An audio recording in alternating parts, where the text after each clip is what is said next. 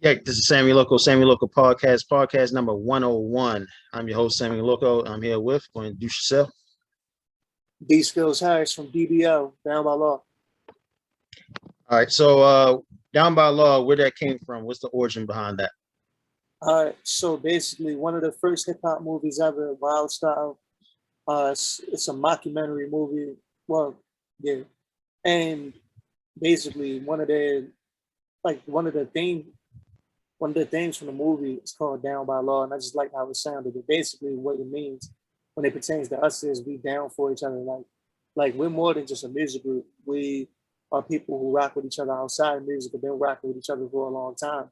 It's more so like a family. So we not just down, but we down by law. Like it's a necessity that we down for each other. So I'm saying, So, introducing everybody where you from, Baltimore, like what part of Baltimore are you from? I'm from West Baltimore, more specifically Zone 16. I'm from guys. All right. So, how does growing up in Baltimore affects you as far as making music? Like, It gives me a lot to talk about, and um it gives me a different perspective about a lot of things because Baltimore, like it's a small place, but it's a very diverse place.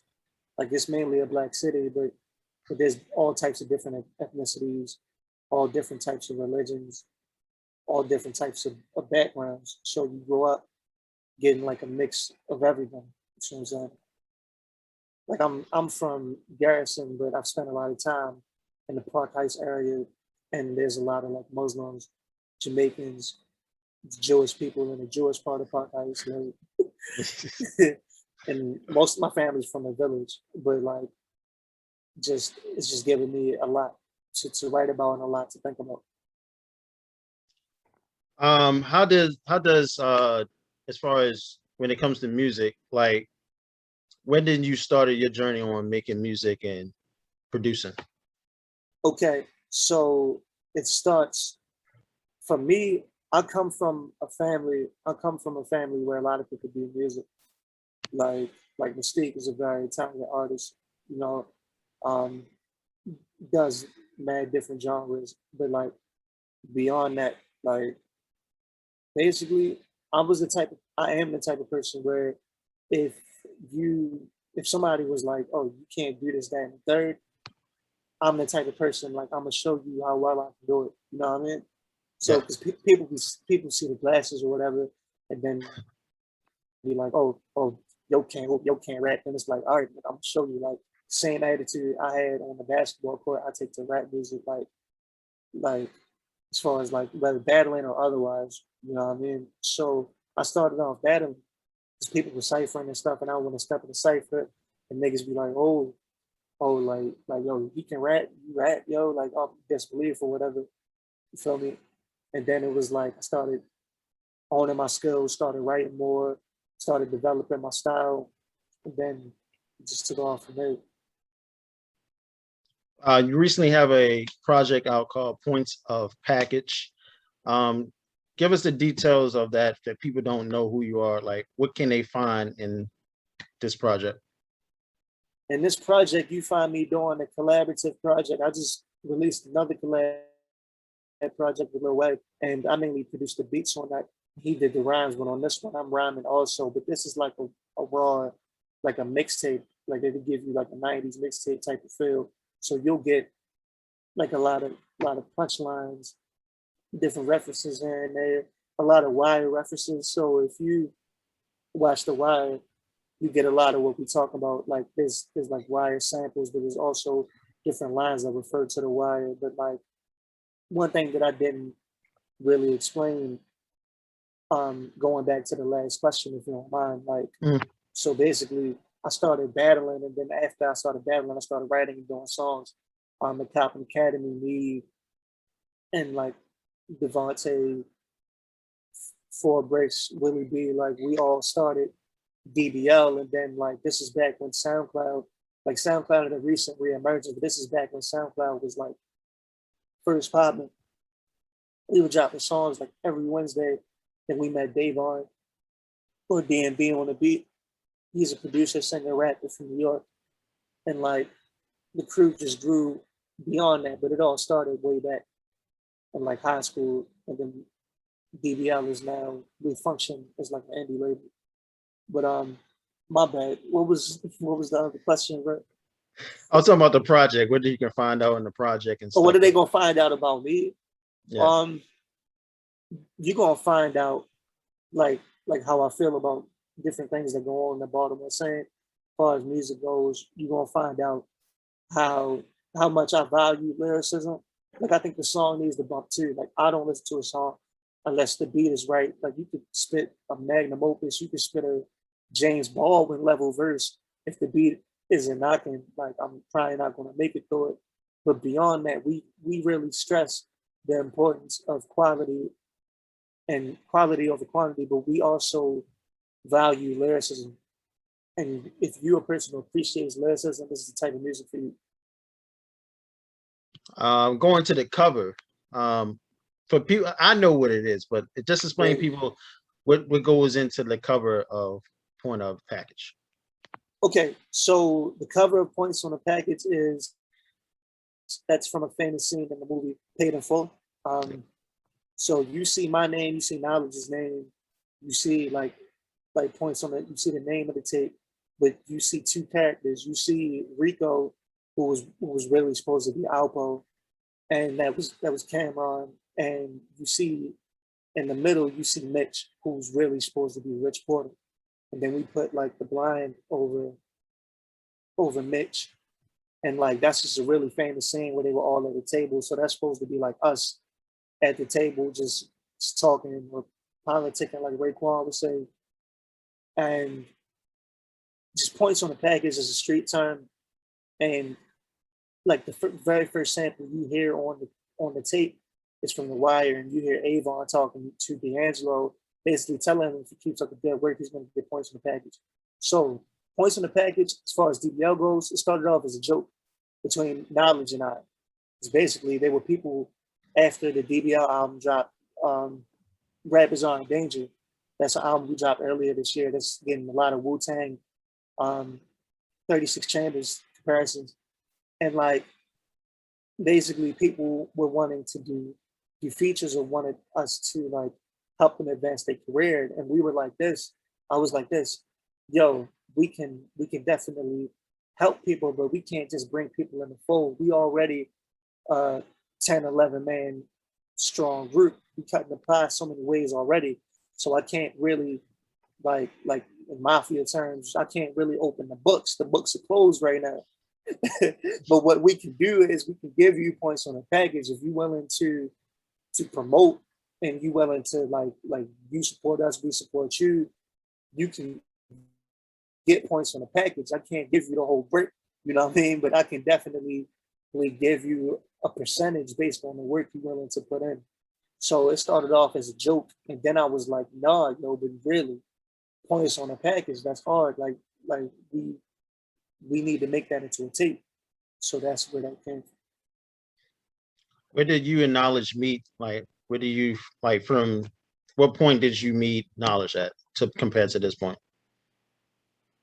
I met Knowledge years ago at Tar Pit. Tar Pit is like a artist showcase in the city, and like him, Ill Avery, a bunch of other artists were there. And like I met him back then, and like we ciphered before the show started. So then I knew he was nice, but Knowledge was in another faction. But we still remain homeboys. We were all in the same. We both have the same feeling towards the importance of lyricism.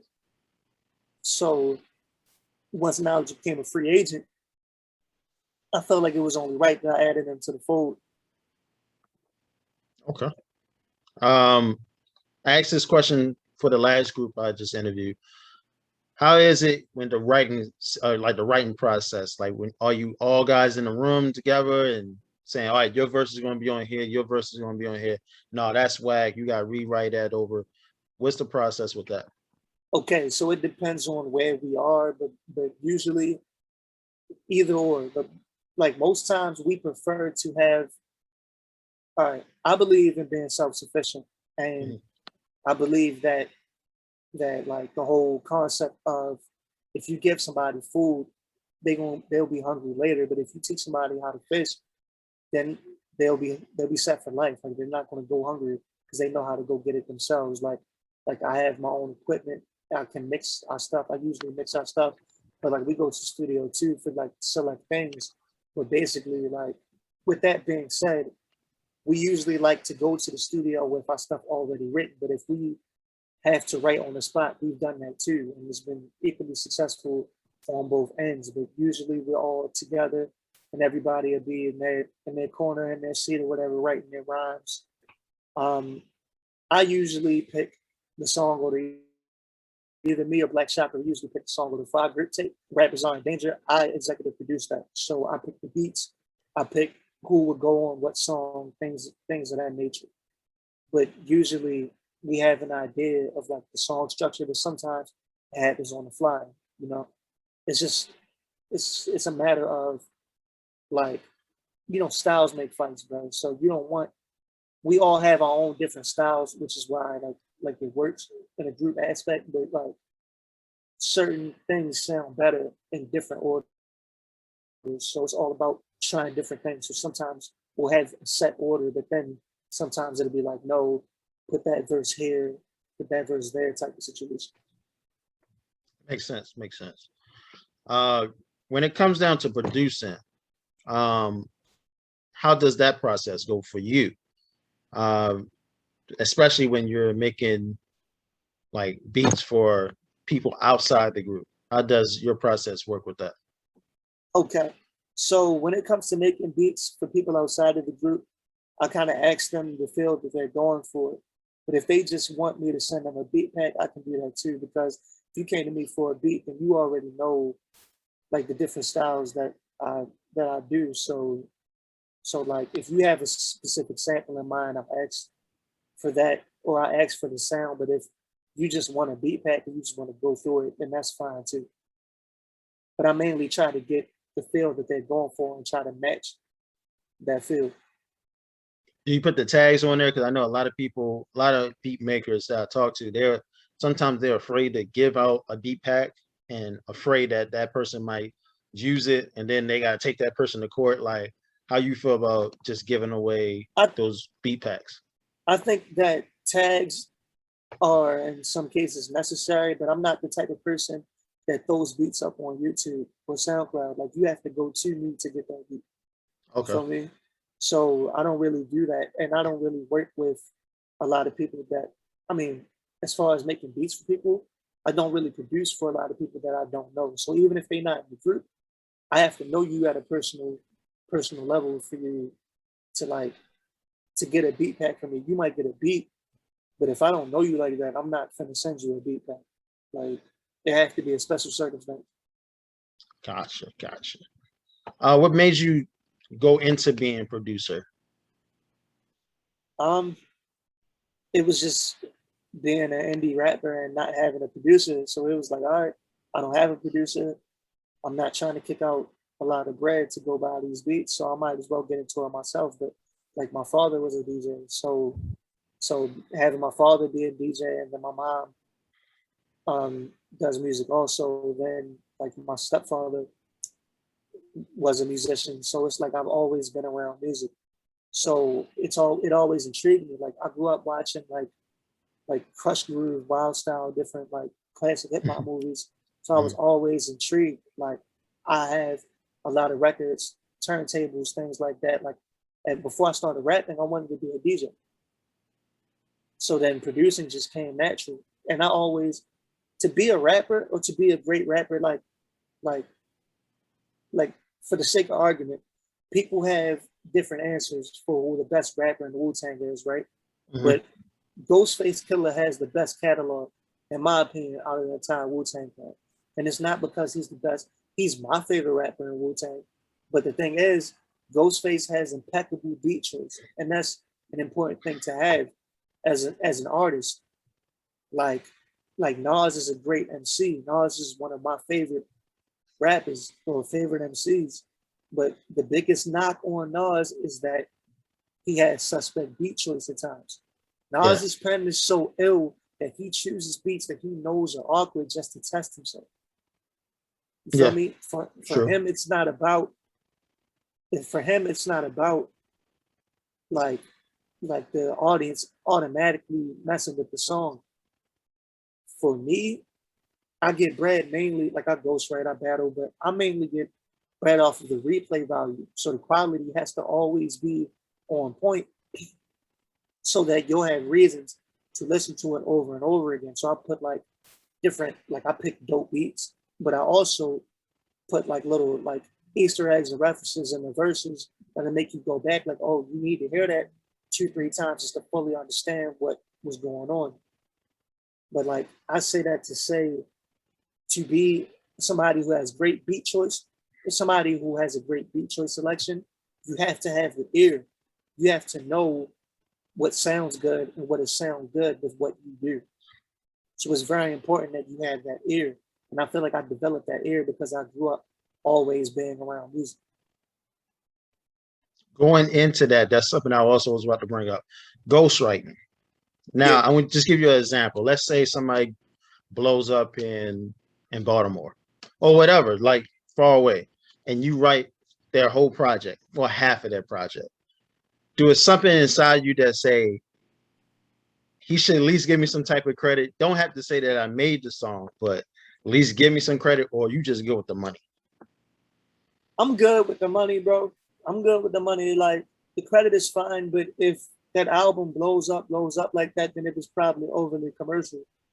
And there's nothing wrong with commercial music. The thing is, you need different types of rap. You need hardcore underground rap. You need turn up music. You need, for lack of a better term, like ratchet music. Like you need all different types of the music on the hip hop spectrum, but there needs to be a balance. It can't just all be one thing. Mhm. You feel me? That like I'm the type of person that I want to be, and that's how I gain my fan base off of raw lyricism and off of making what people consider real hip hop. So I wouldn't defecate on my fan base by trying to do something like I do different types of music and I got turn up songs too, but I wouldn't quote unquote sell out. But everybody wouldn't look at it as selling out. But somebody who is as underground as I am, it would be looked at as selling out if I did that type of music. So if somebody else, if I can write a hit for somebody else and they cross over, that's fine by all means. As long as they paid for it, they deserve the fruit of that labor. And I'ma still get mine. Like like rapport goes a long way. So people would be like, yo, I know you didn't write that. I would get more business on that. So I'm saying? But what I'm saying is like, what if the person just says something like, "Oh, I made it on my own. I did it. I wrote everything on my own." That type of stuff. I hate putting it out there, but just like Drake, we already knew Diddy didn't write Yeah, his own shit. But good. before the allegations with Drake, everybody considered him writing his own music. But then as soon as that happened, it put a mark on, you know, him It being did. It, a big time legend. So you see what it I'm did. saying? Like then you find out his ghostwriter, for example, was you. You're gonna be like, all right, well, you could be the Quentin Miller, but you could have been like, oh, now y'all gonna pay attention to me. All right, I'm gonna just put it like this. You know, history repeats. There's a Yeah, rapper from Virginia named Skills, but he used yeah, to yeah, go by yeah. Mad Skills. Yep, yep. So you know where I'm going with this, right? Yes, it's a lot of Okay. people he wrote for, but go ahead. Mad Skills has a song called Ghostwriter, Yep. right? Have you heard that song? Yes, I Okay, did. so Yep. basically, all right, so I'm not, but for those who don't know, Mhm. on the song Ghostwriter, what happened was somebody's check bounced, and he had wrote the song, gave it to them. The song became a hit, and then the check that they gave him bounced. So to put everybody that he was writing for on notice, he made a song where he was basically threatening to expose the people that he was writing for. And of course, he blurred their names out. But when he does it live, he says their names. So my point is like this, like, like you should like, the whole don't bite the hand that feeds you concept, bro. Like I'm not saying that I would air somebody out over something like that, but at the same time, you know what culture we're in. This is not R&B where you can sing a cover song to somebody else's song and it be all right. or if you just totally jack somebody else's song. This is hip hop. They expect you more or less to not only be writing your rhymes, but to be living your rhymes, bro. So, and I'm a battle MC too. Mad Skills got on for battling. Yep. So yeah, I wouldn't really feel any type of way. But if I clearly wrote that song, and then somebody was trying to act like they just did, like the bar guard, like Rakim or something like that, I definitely got to say something. That's what I'm saying. Yeah. So that's what I'm saying. Because a lot of people like, I'm good with the money, and I ain't gonna say nothing. But as I said, you always want your credit, especially being a rapper, where you know you pride yourself on writing for people. Like that should be a big thing. But it is what it is. Next question I have is, what advantages do you think you have when it comes to being from Baltimore compared to any other city? And I know you kind of answered it before, but more in depth into it. The advantages of being an artist from Baltimore City: if you can make it in Baltimore, you can make it anywhere. And then also, the crowds in Baltimore, they will tell you about yourself. If you were trash, they gonna let you hear it. There's a hindrance. It's a hindrance to perform for people who would just clap for anything. You feel me? Because then you might have been garbage, but because they were just happy to see something and they clap, you gonna think that you did well. Like on the Doom song, I forget who the feature was, but on Potholders, yo was like, rappers don't blow up, heads do. That's facts. That's a big fact. Yep. And Baltimore, I feel like there's no other place in the United States that'll be quicker to bring you back to earth. So I feel like I have that advantage to where I've performed in front of hostile crowds. I'm used to being the only boom bap rapper performing at an event with nothing but trap rappers. And the thing is like this: a lot of MCs will perform in front of an audience that only has trap music, and they'll get shook. But if the music is real, the people gonna respond to it regardless of what you're doing. So it's nothing to be scared of. So, and I feel like coming from Baltimore, it adds a certain, like you listen to Kendrick. Oh, of course, yeah. Okay. Then on the song Hood Politics, Kendrick was like you heard your name in this game. That's facts. You automatically associate Compton with Kendrick, the Kendrick name come up. When you think of artists from Compton, there's a certain grit that you automatically associate with them. And there's certain connotations that come with being from Baltimore too. And so that's a good thing. For like rap music, it's probably a bad thing in other genres, but for rap music, that's like a plus. What connotation would you consider Baltimore rappers to have? Baltimore rappers are not. Well, I can't speak for everybody. Not going to shit on nobody. Niggas know who they are, but for the most part, Baltimore rappers are not corny, bro. For the most part, Baltimore rappers are not corny. Baltimore rappers have something to say, and for the most part, Baltimore rappers are telling true stories. Like most people wouldn't consider Moose to be like a Nas type of rapper, right? The thing is, Moose does have bars, but it's not about the bars. You know, Moose is telling the truth, and you know he's living what he was talking about, and he paints a picture. Like he puts you right there on Monument Street, like, and then the list go on. Izzy Tato, like Baltimore rap, and there's so many different styles here too. You got rappers who are street rappers. You got like the abstract rappers. You got the conscious type of rappers. You have rappers who are doing like mosh pit type of music. Like the scene is just mad diverse. But my point being is Baltimore, like it's just hard. Yeah? It's a hard city. So and that's fully manifested in the music. Gotcha. Now we went through 2020. How was your 2020? Man, 2020 was crazy. It was good. I performed in New York for the first time, and they showed me love. Like I love New York. I can't wait to go back.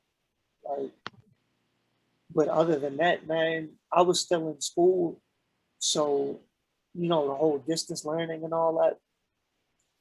Like Hmm. it's a good thing, you know, because you don't.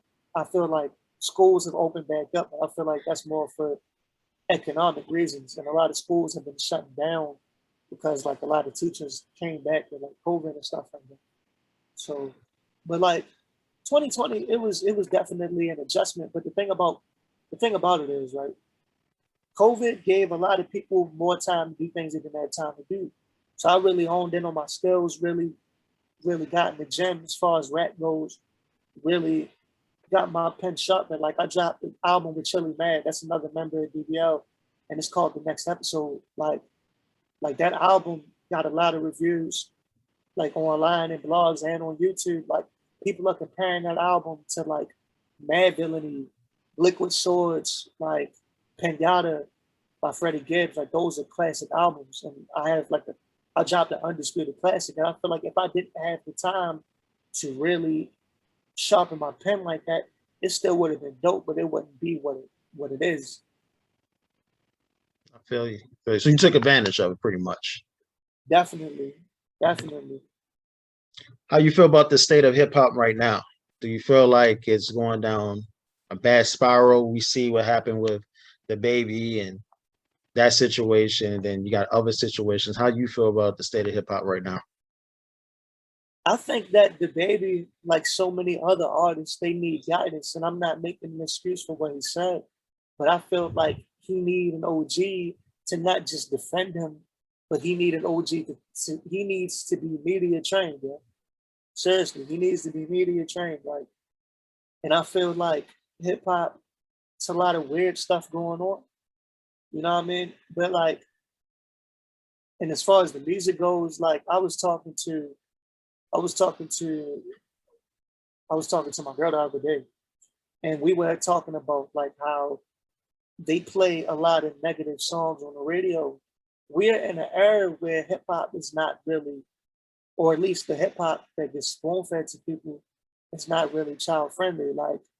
Like one day I'm going to have children, bro. I really don't know if I would be comfortable letting them listen to the radio. Mhm. And I feel like there's a room, there's a place for songs like WAP, yeah, but that doesn't need to be played. Like you can play that, but they need to be playing some conscious music too, right? They can't just be one thing all the time. And there is a widespread of detrimental music, and people don't understand. A lot of people don't understand that your diet isn't just what you eat, but it's also what you consume, what you choose to watch, and what you choose to listen to. You know what I mean? And I feel like there's a lot of junk, and there needs to be some substance as well as that. So hip hop is not really mainstream. Hip hop is not in a good place right now, in my opinion. But as far as the underground is thriving. But I feel like there needs to be a level playing field. If you can play WAP 10 times a day, play Nas I Can 10 times a day, right? Like there needs to be a balance. Well, I know the answer to this, but I want to know your perspective on it. Why you think they program the radios to do all, to push the negative vibes with that? I know it might be a tough question, but I mean, No, it's all good, man, because that's what happened. History repeats. It's like I was telling you earlier. Like like back during the Clinton days, like even before that, hip hop Central, Jungle Brothers, KRS One, De La Soul, Trap Called Quest, Queen Latifah. You had positive Public Enemy. You had positive images. Yo, Malcolm X said it best. You cannot trust the media to create positive images of us. So we have to do that ourselves. They don't want us to see ourselves in positive lights. They want us to be dumb, deaf, and blind. They want us to see ourselves in a crazy light. Like I don't want to quote Kanye because Kanye been wilding out. But I remember when everybody lost their mind when Kanye said he was a god. mhm. I'm heavily influenced by 5% culture. You understand Oh, what I'm saying? yeah. Okay. All right. A black man calling himself a savage that gets praised and widely accepted. A savage is a beast, right? A Yep. dog is a beast, right? A Yeah. dog is an animal, right? An animal lacks a conscience. I'm not trying to preach. So I know niggas gonna call me a hoe type after this, you know what I mean? But I ain't basically, call you no hoe, man. Go ahead, man. Go ahead. but basically, but I'm gonna spread this. I'm gonna spread this though, because I feel like it needs to be said. I understand what the brothers mean when they call them savages, but you gotta understand that's how the media wants you to see us. So we used to call each other God, used to greet each other as gods, bro. But now we call each other savages. That's savage is a dog, a beast, doesn't have a conscience, not able to think properly, not really able to think, get controlled by people. That's what a savage is, bro. You feel me? God backwards, dog. Like, so, and I feel like that's why they spread these songs and why they overly play negative songs, because that's how they want us to see each other. The same way with TV shows, bro. And I love Power. I ain't gonna act like I don't watch Power. Power is my favorite show right now. You know what I mean? Mm-hmm. Power Raising Cannon. That show is the truth. But my point being is they can give you a power, they can give you an empire. Okay, yo. But like, how come there's no show about Mansa Musa? You know what I mean? Like we need positivity too, bro. It can't be like every time we turn on the TV, we see ourselves in a negative light. Or the same way you turn on the radio, you gonna hear a record, I'm gonna shoot a nigga, I'm gonna kill a nigga. Like, come on, yo. Like, there needs to be a balance. But there isn't a balance because they want to keep the cycle going. Negativity thrives, that's for sure. It does. And it creates currency. Controversy creates currency. You're going to make way more money making a record that's detrimental to your people than to make a conscious record telling people, you know what I mean? And I don't want to sound judgmental. I understand there's a lot of people born into having to do different things to survive. I don't fault any man for doing what they feel like they got to do to provide for their family.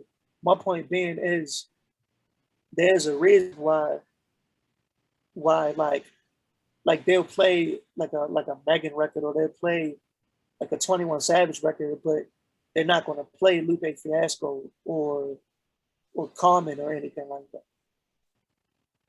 Which makes them go and out and do podcasts and movies and things of that nature, because the music industry is just all about demonizing shit. So, I mean, exactly.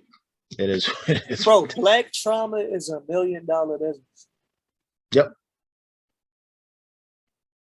I'm gonna quote that. Definitely quote that. Also, speaking about as far as music goes, if you had the opportunity, would you stay independent or would you go for a major? I would stay independent, but I wouldn't mind having a major due to distribution. Okay. But creative control is very important to me. I would never put myself in a position where somebody will tell me what I have to say. Like, oh, you have to say this. You have to make a club record. You have to do this, that, and the third. No. Gotcha. No. What name some of the places that you have performed in Baltimore? Have you ever performed in at the Shot Tower area? Or, well, people don't know. I ciphered near there, but I performed at the Depot. I performed like Morgan. I performed, trying to think, bro, Connection, which was like a skate shop here in Baltimore. Man, the new Bohemia Cafe, I believe that's what it's called. I performed all over the city. Is it anybody that you dream of working with? It doesn't matter if they're famous or they're not. In the city or outside? Like, oh, it don't matter. It don't matter. City, Idaho, Alaska, it don't matter. Man, I've worked with Ken Bada and DNA. Shout out to them. I would want to work with like Pete Rock, Eric Sherman, Redman, Ghostface Killer. I'm trying to think, bro. Nas. If Doom was alive, I would want to rap with MF Doom. MF Doom is a big inspiration.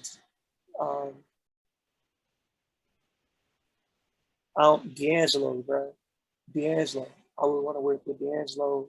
I don't know, man. Mary J. Blige, bro. Trying to think. Steve Lacy. You know who Steve Lacy is? Yeah, Mac Miller, him. Yeah, Yeah, yeah, I already know about him. yeah, I would want to work with him. Mac Hamid, West Uh, Side Gun. West Side Gun, I know West Side Gun. Yeah,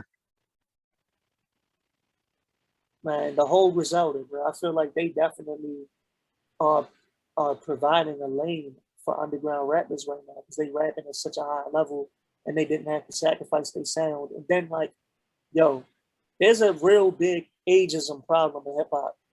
When you big get time this, problem. it is like, and they defied the odds. Like these niggas came in the game at like 33. You know what I mean? And are killing it and been killing it since they stepped in. And they from Buffalo, so I mean, well, Right. I mean, yeah, they are from Buffalo, my Which bad. is But still New York, but that's way upstate. That's not a borough, and they don't get the same respect as a borough. are we seeing it with the locks? Honestly, Yeah, like people ain't looking at them and saying, "Oh, they from this borough." They from Yonkers. So it's like you ain't from Brooklyn, you from Queens, you ain't from Harlem. Like that. That's yeah, not that's from Staten. yeah. So it's like everybody is just thinking like you got to be from a certain place to blow up, and like I said, that's what it is right now. But okay, I feel you on that. I feel you on that. Going on with that, I didn't ask you this question. What about as far as your top five influences? You said MF Doom. Who's the other four? All right, MF Doom, Nas, the whole Wu Tang. I'm not gonna single out nobody. You know what I mean? But like the whole Wu Tang movement, like the position that RZA plays in the Wu Tang, that's the position that I play in my group. Hmm. Like as far as like leading the group and everything like that. So okay, um, Doom, Wu Tang, 50 Cent, bro. Definitely 50 Cent. Um, De La Soul, Tribe, the whole Native Tongues posse, Russell Simmons. Ooh, Russell Russell Simmons. Simmons. Russell Why? Simmons. Why Russell? Why Russell Simmons? Because Russell Simmons, what he did with Def Jam is incredible to me. You know what I Yeah. mean? Like he didn't just make a music label, but they branched out. They made films. Like they were the first to do that. Like the whole Rockefeller Blueprint, the Hmm. whole Griselda Blueprint. Like all of this starts with Russell Simmons. You know, as far as like the first rap mogul, like Russell Simmons. Russell Simmons, not only did he make Def Jam, but he managed Run DMCs. You know, like Run is his DMC. He managed Curtis Blow. He managed a lot of people. But like Rush Management, he did that at the same time, running Def Jam and managing all those different artists.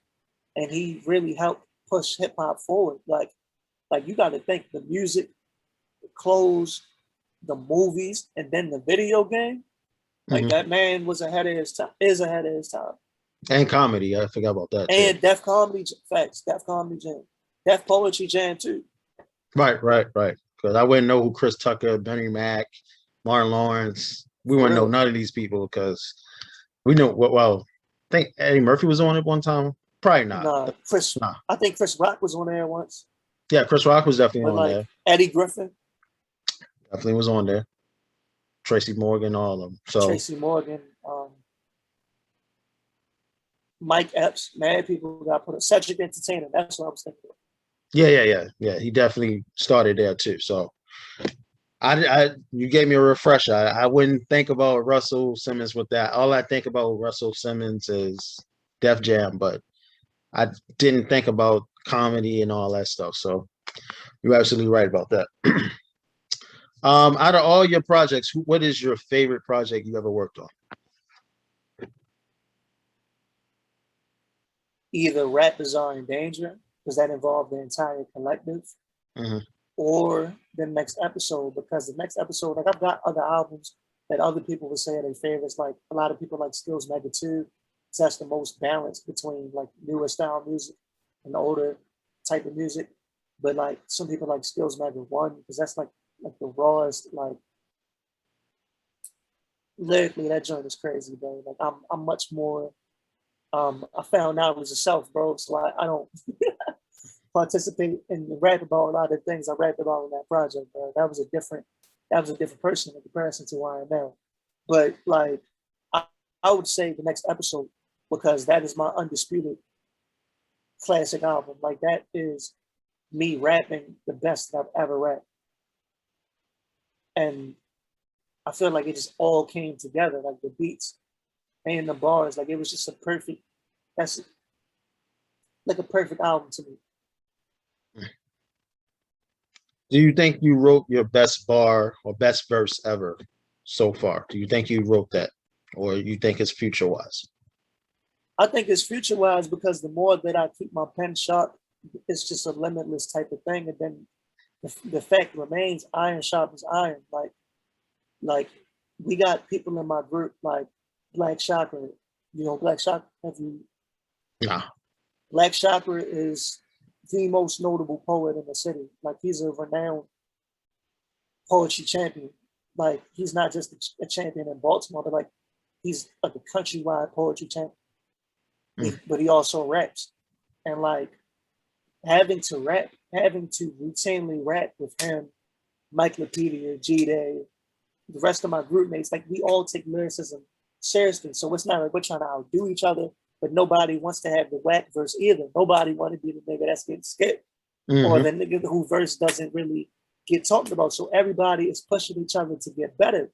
So if we are all in our own right considered top tier lyricists, like we get compared to the Wu-Tang Clan, bro. And if the people who listen to this, y'all know who the Wu is, you know what they bring. If we are considered the Baltimore Wu-Tang, then you know what type of time we on lyrically. So if we're always ciphering and rapping with each other, we're always trying to make the best verses possible. So you're going to get better. Like, bro, I write every day. I may not record every day, but I write every day just to keep my pen sharp. Maybe free writing sometime, and I have a topic. Sometimes I'll find the topic, or the topic will find itself. My point being is, I feel like the sky's the limit, bro. I just gotta keep writing, and then I read a lot too. So reading also helps me sharpen my pen because I like writing. For me, is a big indicator of how somebody thinks, and how somebody thinks is very important to me. And I don't like to be predictable unless I made this game 100% intentional, where like I said something where you're supposed to know what it is. I don't want it to be predictable. So I try my best to write in a way where you'll understand what I'm talking about, but you won't be able to predict the rhyme or predict where I'm gonna go with it. And in order to do that, I have to be like very technically sound. So no, I don't feel like I've written my best verse. I've written top tier verses. Like I've definitely written like rap genius worthy verses, but I don't feel like I've written my best verse. Speaking of rap genius, would you be okay with somebody depicting your bars while you explain it in detail to them? Like yes. a rap. Okay. Why is that? Because this is an art form. MCing is an art form. It's one of the pillars of hip hop. But besides that, it being an art form, art is subjective, meaning that even though I have what I meant, it might mean something different to somebody else. Like I like going to museums, and I like how sometimes when you look at a painting, when you all up on the painting, you be like what is this? You feel me? Especially the splatter paintings or like a Basquiat painting or something like that. You look at it, and if you all up on it, it's kind of hard to see it. Sometimes you got to fall back to get the full picture. So I like when people say what they thought the bar meant or what it meant to them. My main thing is I want you to have a reaction. If you had a reaction to where I caused you to think, or I caused you to feel some type of way, then I did what I was supposed to do. Like it. All right, so we play this little game on the podcast called That's Loco. Might be crazy, this or that, pretty much. Okay. So this is pretty much I'm going to make the bar more That's Loco. So the first up we have is anime or rap. So if I say that's local, that means that gotta go. All right, so you just pretty much, I just, it's crazy. It's going to be a crazy questions I ask you, but is you got to pick either this or that. So it's anime. Oh, or rap. like which one do I prefer? Right. Yeah. Right. Okay. Chicken box or New Balance? Chicken box. I've never worn New Balances a day in my life. You're the first Baltimore person that said they in my never life, wore. I never wore New Balances. Writing or off the top of the dome? Hey, bro, hold on. All right. Hold on. We back now. Say it again. No, I was saying writing a verse or off the top of the dome. Writing a verse. Okay. Craziest place in Baltimore?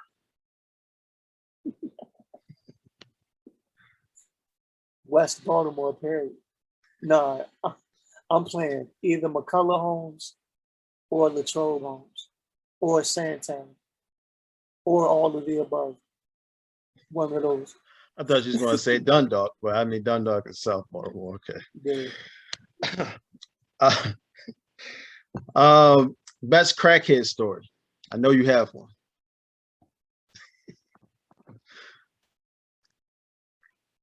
I got two. All right.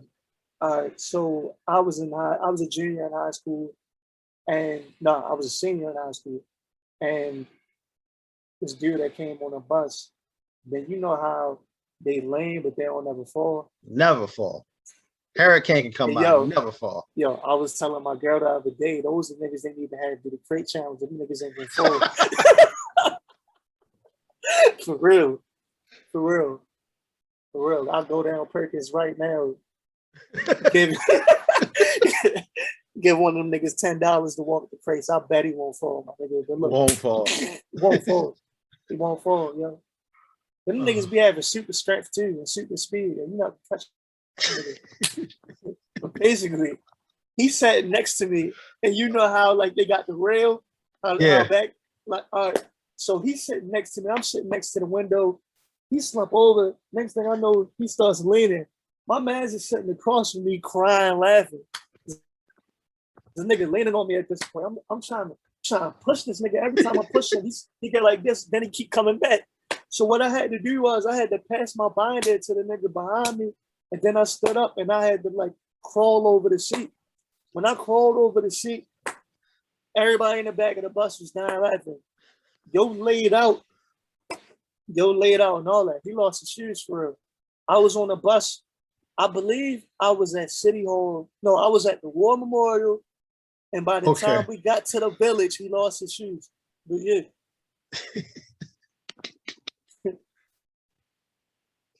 Oh, and then the second crackhead, I got mad. It's Baltimore, yo. Yeah, you're going to have one. That's what I said. Crackhead stories. All right, which one you want, yo? You want the one where my man's got robbed by a crackhead for a chicken box? Or you want the story about how my man's he basically went up to the crackhead and was like, I'll give you $5 if you go across the street and steal that nigga. He stole that nigga for the $5. I'll take the chicken box one because I don't want no like that. Yeah. Oh yeah, you're right. Allegedly. Allegedly. But no, yo, my man's was both of those stories happened to Greenmount. But basically, my man's had went and got the chicken box, and there was just this crackhead outside, and he was like, "Yo, like run the chicken box." My man's was like, "Nah, go pull the gun out on him." He was like, "Look, yo, I'll give you some money so you can go buy the chicken box." He was like, "Nah, that's how you knew yo was on crack. How you gonna choose the food over the money?" He gave him the chicken box. He had no other choice by then. But he had no choice, bro. But yeah. Oh man, that was funny. Best place to be at in Baltimore.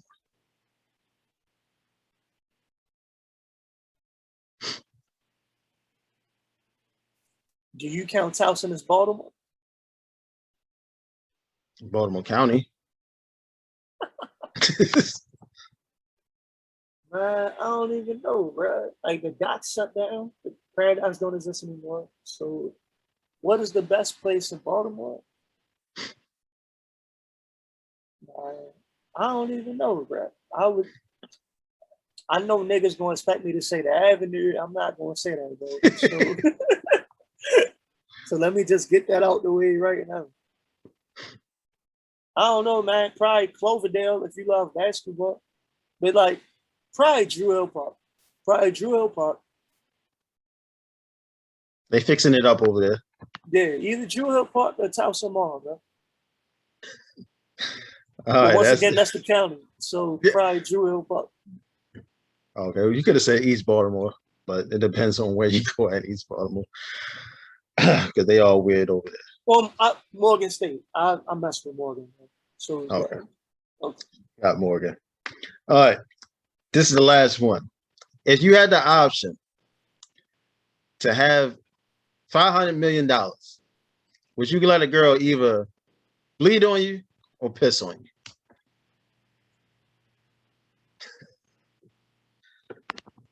The first one, yeah. The first one, yo. I can't. The second one, yo, it just remind me of that R. Kelly episode on the Boondocks, yo. Remember when Granddad kept talking about the golden showers, yo? Yeah. That's what they do in Dubai. So I mean, I don't know. I don't think I can even do both. So I'll be fine without no $5 million. But that wraps up That's Loco, and that wraps up the podcast. Tell everybody where they can find you at social media. At dskillz on Instagram and on Twitter. The group page is DBL Records 2020. That's it. Yeah, I mean, I got a Facebook, bro. Daryl Harris on Facebook. But yeah. All right. My music is on all platforms. So all you got to type in is dskillz Harris and my name will come up. That's what's up. That is the podcast. This is Sammy Local Podcast. This is podcast number 101, and we're out.